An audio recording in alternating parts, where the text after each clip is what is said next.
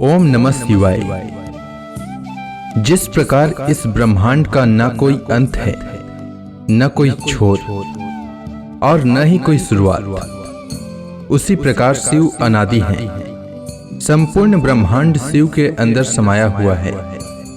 जब कुछ नहीं था तब भी शिव थे, जब कुछ नहीं होगा तब भी शिव ही होंगे।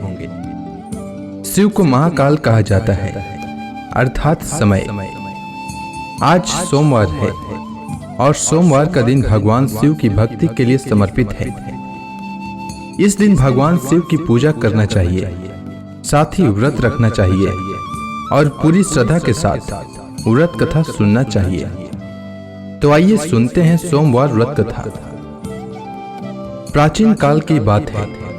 एक नगर में एक बहुत धनवान साहूकार रहता था, जिसके घर में धन की कमी नहीं थी, परंतु उसको एक बहुत बड़ा दुख था कि उसके कोई पुत्र नहीं था।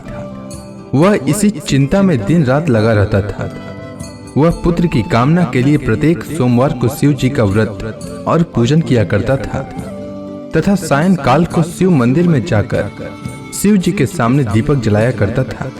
उसके इस भक्ति भाव को देखकर एक समय पार्वती जी ने शिव जी महाराज से कहा कि महाराज, यह साहूकार आपका अनन्य भक्त है और सदैव आपका व्रत और पूजन बड़ी श्रद्धा से करता है।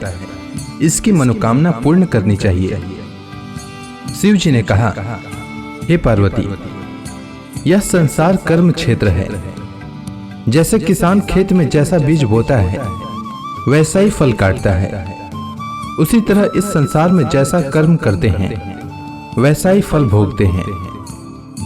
पार्वती जी ने अत्यंत आग्रह से कहा, महाराज, जब यह आपका अनन्य भक्त है और इसको अगर किसी प्रकार का दुख है तो उसको अवश्य दूर करना चाहिए, क्योंकि आप सदैव अपने भक्तों पर दयालु होते हैं और उनके दुखों को दूर करते हैं। यदि आप ऐसा नहीं करेंगे तो मनुष्य आपकी सेवा तथा व्रत क्यों करेंगे?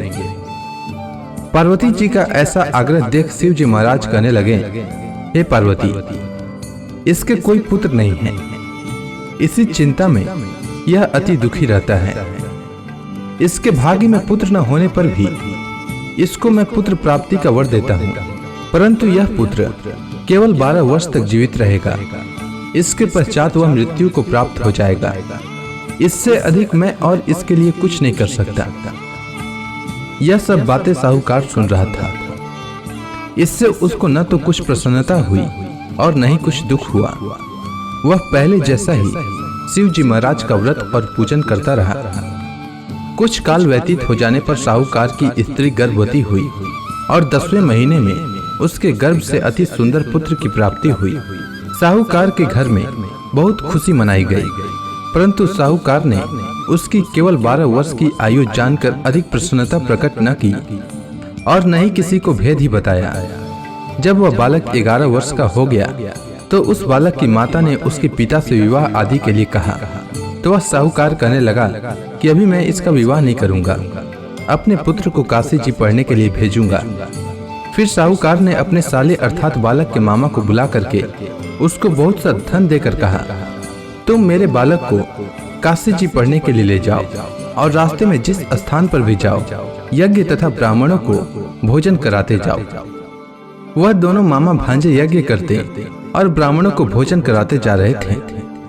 रास्ते में उनको एक शहर पड़ा। उस शहर में राजा की कन्या का विवाह हो रहा था। दूसरे राजा का लड़का जो विवाह कराने के लिए बारात लेकर आया था, वह एक आंख से काना था। उसके माता पिता को इस बात को लेकर बड़ी चिंता थी कि कहीं वर को देखकर कन्या के माता पिता विवाह में किसी प्रकार की अड़चन पैदा न कर दें।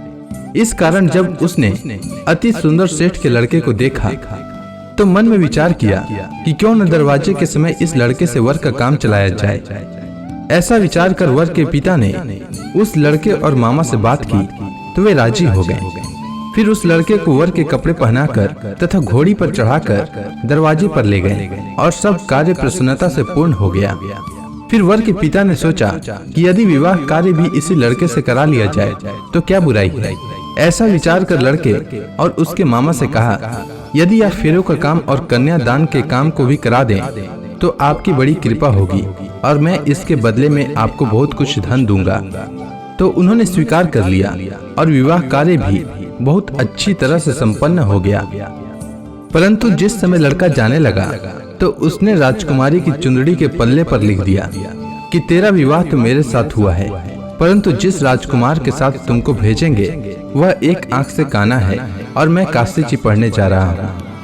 लड़के के जाने के पश्चात उस राजकुमारी ने जब अपनी चुंदड़ी पर ऐसा लिखा हुआ पाया तो उसने राजकुमार के साथ जाने से मना कर दिया और कहा कि वह मेरा पति नहीं है, मेरा विवाह इसके साथ नहीं हुआ है, वह तो काशी जी पढ़ने के लिए गया है। राजकुमारी के माता पिता ने अपनी कन्या को विदा नहीं किया और बारात वापस चली गई। उधर सेठ का लड़का और उसका मामा काशी जी पहुंच गए। वहां जाकर उन्होंने यज्ञ करना और लड़के ने पढ़ना शुरू कर दिया। जब लड़के की आयु 12 वर्ष की हो गई तो उस दिन उन्होंने यज्ञ रचा रखा था कि लड़के ने अपने मामा से कहा कि मामा जी आज मेरी तबीयत कुछ ठीक नहीं है। तब मामा ने कहा कि अंदर जाओ और सो जाओ। लड़का अंदर जाकर सो गया और थोड़ी देर में उसके प्राण निकल गए। जब उसके मामा ने आकर देखा कि वह मुर्दा पड़ा है तो उसको बड़ा दुख हुआ और उसने सोचा कि अगर मैं अभी रोना पीटना मचा दूंगा तो यज्ञ का कार्य अधूरा रह जाएगा। अतः उसने जल्दी से यज्ञ का कार्य समाप्त कर ब्राह्मणों के जाने के बाद रोना पीटना आरंभ किया। संयोगवश उसी समय शिव पार्वती जी उधर से जा रहे थे। जब उन्होंने जोर जोर से रोने की आवाज सुनी तो पार्वती जी कहने लगी कि महाराज कोई दुखिया रो रहा है, उसके कष्ट को दूर कीजिए। जब शिव पार्वती ने पास जाकर देखा तो वहां एक लड़का मुर्दा पड़ा था। पार्वती जी कहने लगी कि महाराज यह तो उसी सेठ का लड़का है जो आपके वरदान से हुआ था।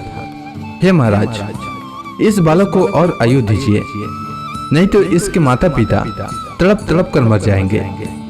पार्वती जी के बार बार आग्रह करने पर शिव जी ने उसको जीवन वरदान दिया और शिव जी महाराज की कृपा से लड़का जीवित हो गया। शिव जी और पार्वती जी कैलाश पर्वत पर चले गए। तब वह लड़का और मामा उसी प्रकार यज्ञ करते तथा ब्राह्मणों को भोजन कराते हुए अपने घर की ओर चल पड़े। रास्ते में उसी शहर में आए जहां उसका विवाह हुआ था। वहां पर आकर उन्होंने यज्ञ आरंभ कर दिया तो उस लड़के के ससुर ने उसको पहचान लिया और अपने महल में ले जाकर उसकी बड़ी खातिर की। साथ ही बहुत से दास दासियों सहित आदर पूर्वक लड़की और जमाई को विदा किया। जब वो अपने शहर के निकट आए तो मामा ने कहा कि मैं पहले तुम्हारे घर जाकर खबर कर देता हूँ। जब उस लड़के का मामा घर पहुँचा तो लड़के के माता पिता घर की छत पर बैठे थे और यह प्रण कर रखा था कि यदि हमारा पुत्र सकुशल लौट आया तो हम राजी खुशी नीचे आ जाएंगे, नहीं तो छत से गिरकर अपने प्राण खो देंगे। इतने में उस लड़के के मामा ने आकर यह समाचार दिया कि आपका पुत्र आ गया है, तो उनको विश्वास नहीं हुआ। तब उसके मामा ने शपथ पूर्वक कहा कि आपका पुत्र अपनी स्त्री के साथ बहुत सारा धन लेकर आया है। तो सेठ ने आनंद के साथ उसका स्वागत किया और बड़ी प्रसन्नता के साथ रहने लगे। इसी प्रकार से जो कोई भी सोमवार के व्रत को धारण करता है अथवा इस कथा को पढ़ता या सुनता है उसकी समस्त मनोकामनाएं पूर्ण होती है। उम्मीद है आपको सोमवार व्रत की कथा अच्छी लगी होगी। अगर आपको यह वीडियो अच्छी लगी हो तो कमेंट सेक्शन में ओम नमः शिवाय लिखना न भूलें। धन्यवाद।